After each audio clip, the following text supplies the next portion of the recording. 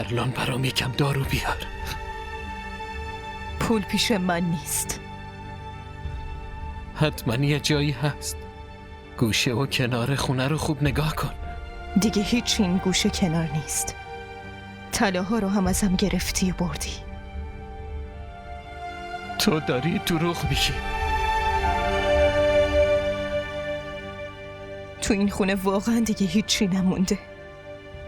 نمیتونم که خودم رو بفروشم.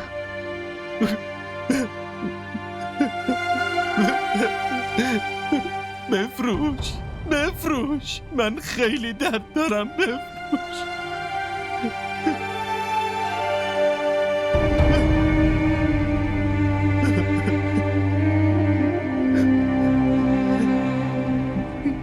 بفروش.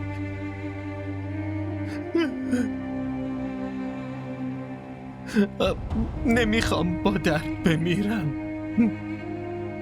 ببین، هر وقت بهم آب میدی یکم بهتر میشه. حاجی پاشو.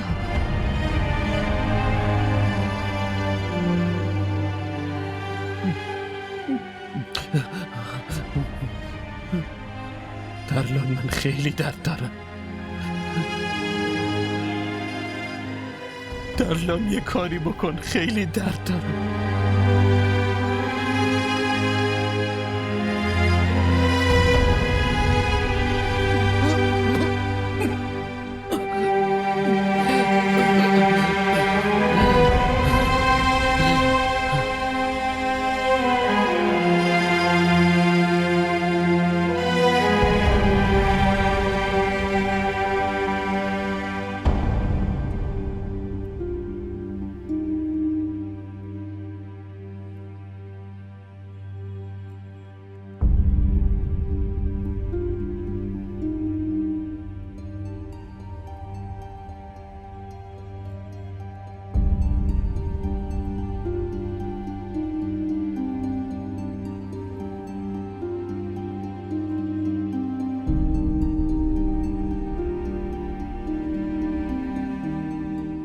$5200. 5200؟ بله.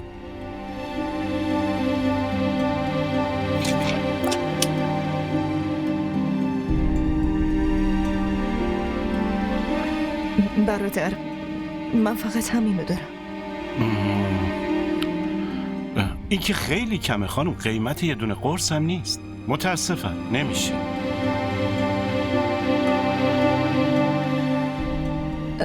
اینو بگیر. اینو چرا میدی؟